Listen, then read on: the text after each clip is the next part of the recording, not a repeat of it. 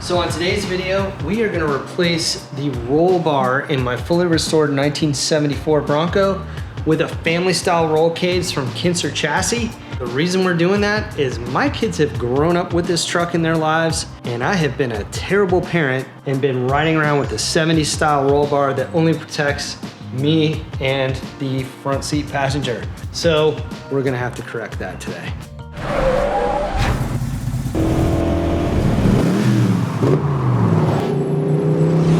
We drive this thing all the time. We use it whenever it's nice out. This is the cruiser. So what I want to do is make this thing safer for them and also get rid of the car seats, go back to using the old school rear seat. Now with this new roll cage from Kincer Chassis, I'm going to have provision for rear shoulder harnesses, which is just going to make this thing way more usable, way more safe. It's also going to lower the kids' center of gravity in the car and get their heads lower away from the top of the roof.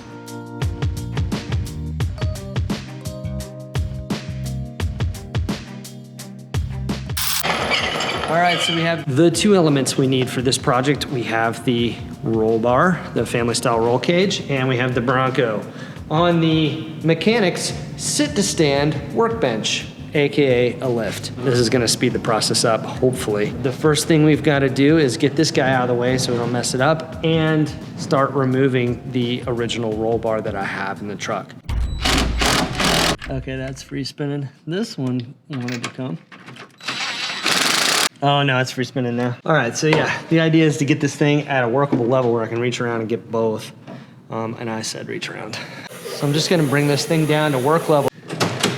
I'm also gonna have to pull these this carpet trim off and peel the carpet back. Pull these guys up by hand because they're just sheet metal screws. And I don't wanna strip these out. So I'd like for that to go back together nicely.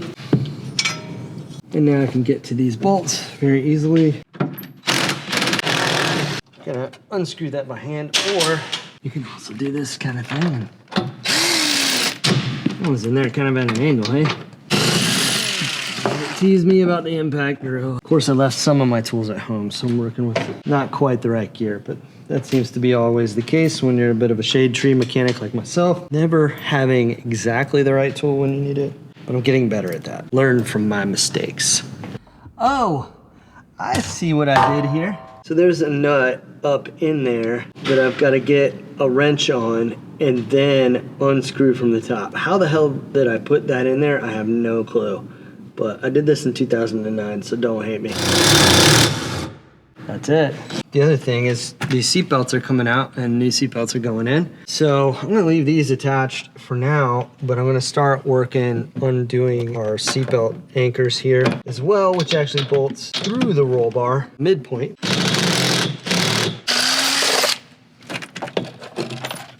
There goes that. This goes into the original seatbelt bolt, so this has its own capture nut on the back side that's welded to the chassis, and these are fine thread. And they're in good shape because I chased all the threads when I built this truck. So I've got the roll bar mostly unbolted, but because this piece right here is like touching the rear tailgate extension here, I want to make sure I get this off of this paint so that as we start to unbolt the rest of the roll bar and move it around, we're not scratching the paint job here. And obviously there's a little bit of touch-up work to do, but it's not the end of the world. For somebody doing this in the middle of summer, don't. Do it in the winter. Do it in like the fall. Actually, don't do it in the fall. That's the best time to cruise around with the top off. Do it in the winter. The next step is going to be to pull the soft top off.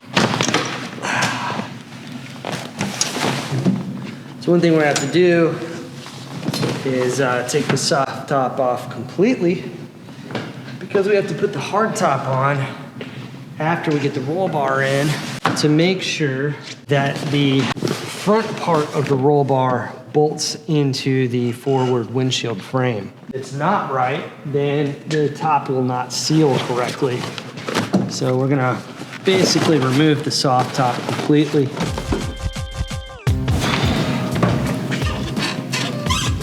Once again, being careful not to scratch anything. This guy. All right.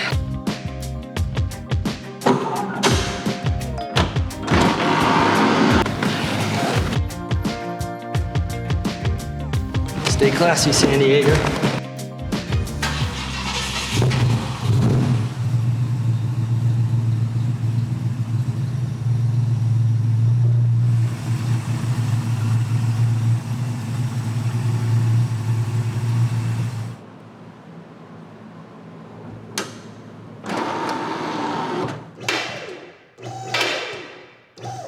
Okay, so this lift only goes this high. My lift will go a little bit higher, which would be somewhat helpful and might actually get it up over the thing, but I think I'm just gonna try to manhandle it from here. Before I do, I'm going to tape up the side of this because I am concerned, and with the tight fitment it has on the sides there, that it's gonna scratch nice paintwork on this thing, and I don't wanna do that. Now that I have the doors protected, I get it onto the wheel wells. Now I'm gonna ask Mike, put the camera down, pull this thing out.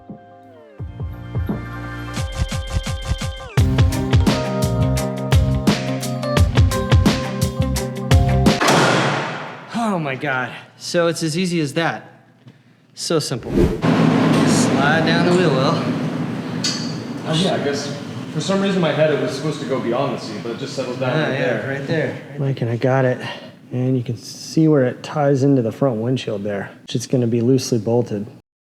Basically, we gotta take it home like this in a loose way before we bolt anything in and get weight on that front windshield frame. So that's the only thing we're gonna do for today is we're gonna loosen this bolt and move this roll bar forward and just bolt those guys down so that it doesn't shift when I'm driving, because I gotta drive it home and get the hard top on it. It's got it, it's captured it, which is good. The next steps are to get the hard top on it and then set it on the raw floor. So that's gonna take some finagling, but I think we're done for today. But we've got a little left and right adjustment on this, which is cool, and some fore and aft adjustment as well. We can kind of pull this back and make sure that windshield lays flat against the door frames. And then even just pulling that back just like I did, line this right up. So that's really cool. We need to get the pressure of the hardtop on top of that to let that lay down, and then we can locate the holes in the floor. We'll go from there.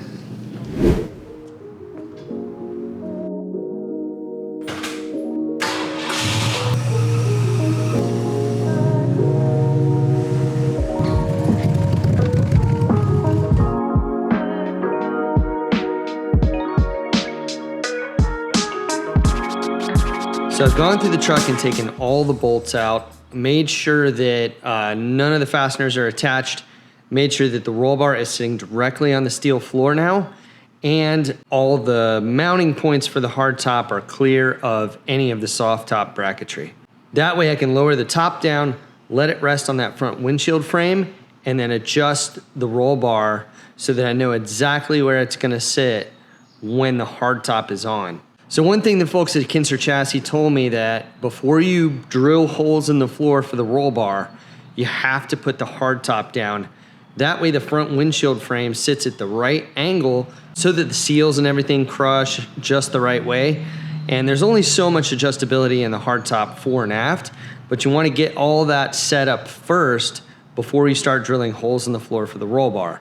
Because if you don't, it could make the hard top not fit correctly if you don't do it with it weighted on the car. So that's what we're gonna do next. So my top lift is really just a reconfigured and steel reinforced Jeep top lift. Front has got a rag to just protect that, and yes, I've gotta fix these seals, I know. First things first, we need to loosely locate the hardtop and get it roughed into its kind of living position. So that's what we're gonna do now. You see there's so much flexibility in these hardtops, like the backs can kind of move in and out. Fronts, these B-pillars can move in and out. There's probably about a 1/2 inch adjustment forward and aft on the bolt holes, bolt retainer holes. Really, the first thing I need to do is get a long bolt and get it in between the hardtop and the roll bar on each side. I think that's step one. Then I'm gonna do one bolt here and one bolt there, and I'm gonna go all the way around like that. And that should be enough to like really just locate the hardtop in the right position. This side's looking pretty good already. Kind of lining that back up. Actually, this line looks really good on this side. Kind of needs to move in on this side. There we go. That's pretty much dead on right here. All right, let's see if I can get this guy through. And I think what I'm gonna do is flip this hardware. That way I can get a wrench on this easy enough.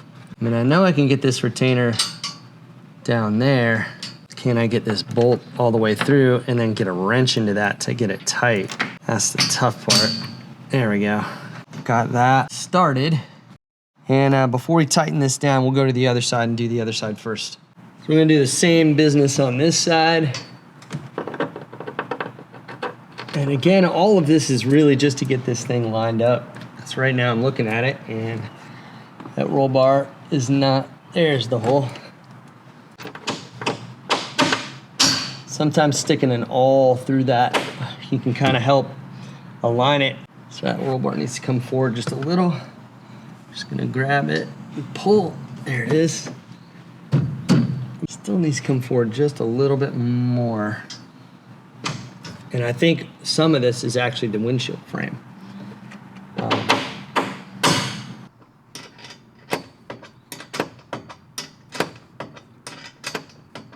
Now, if I had my other tools here, I'd go ahead and get my 1/2-inch drive on this thing and tighten it down with the ratchet. But since I don't have it here, I'm gonna be here all day doing this with the wrong tools.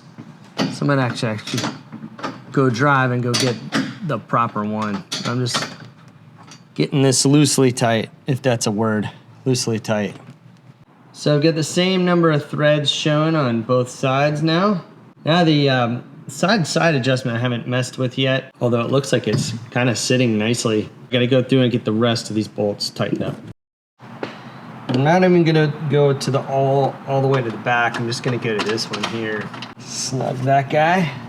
A couple turns on it. I'm not trying to crush it right now. I just want it snug enough to put pressure on that forward windshield frame.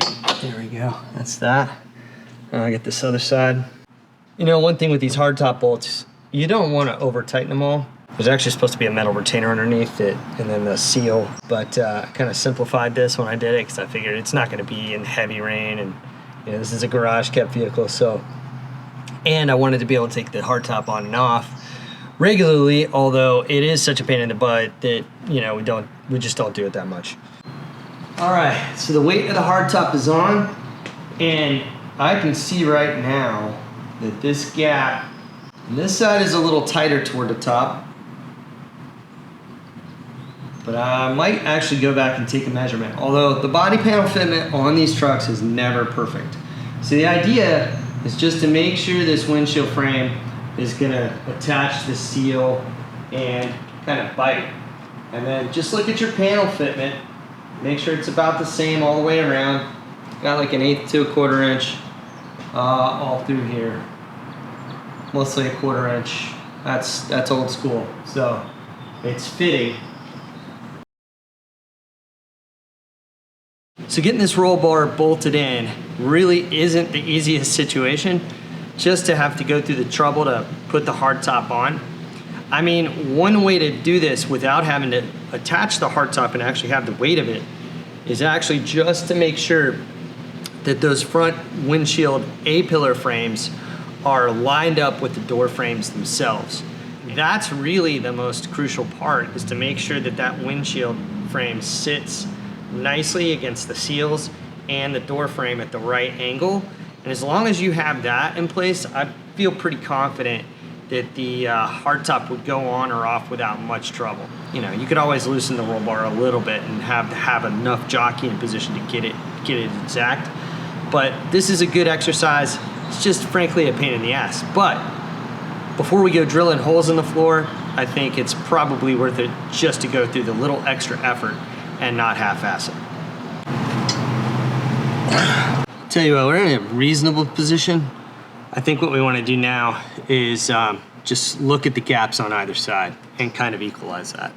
So see how there's a little bit of movement in that? You want it kind of in its natural resting position. Yeah, I cut the carpet underlayment around it as far to the outside as possible for better triangulation, but man, Kincer makes a really good piece here. I think that's kind of where it wants to sit.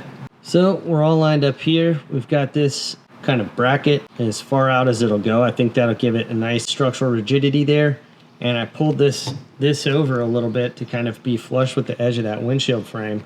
It will move side to side just a little bit with a little effort. It's looking good. We're gonna double check the other side and then we'll make some markings. So now that the hardtop's all bolted in, the next step is to just mark the holes where the roll bar will be drilled through the floor. So I got this China marker. Give me a nice mark. Shouldn't disappear too easily. Make sure that marker transfers nicely. Now what's crazy on this side is one of these holes is so very close to where the original holes were. Oh, it's a bummer. Wish I could like attach it there. Almost don't think I want to drill a hole on that corner. Also, if you have the resources, pulling the roll bar back out to get these bolt holes drilled nicely would be helpful. Clean the dirt out of there. Give a loose demonstration on how to do this. Again, I probably want to put a little paint in here, even just a little black paint, just to make sure that that bare metal doesn't get any moisture to it and start to rust.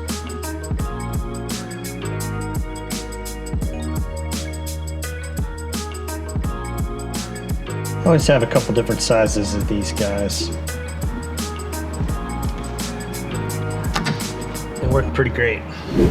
So these are the retainers that go on the bottom of the roll cage underneath the floor, and that basically grab the floor and sandwich the floor between the roll bar itself and this. So instead of having individual washers on the bottom of the roll bar to attach it to the floor, we have these retainer plates, which are really nice. Clearly these could be welded, but this is a fully restored truck. It is Line-X top and bottom, so we can't weld to it, but having these plates sandwich the floor between the roll cage and the steel floor itself will just give it extra rigidity. It's really nice. Once these are all bolted through with the supplied hardware, Kincer Chassis did supply hardware with this, which is really cool, but I'll show you a cool trick real quick. I gotta quickly shoot these guys with some paint. So what I've done is make a little paint jig here, and what's rad is you just take that, this is an old coat hanger, flip it around like that, and clean these off with paint thinner so they're nice and clean. And I've got a makeshift paint rig here. The key to a good rattle can paint job is making sure that ball is nice and loose in there, and making sure the paint is at the same temperature as your part, especially when you're spraying outside. And then also the humidity in the air, which right now I'm in the middle of a thunderstorm. Not the best idea, but it'll stick. It'll just take 24 hours to cure.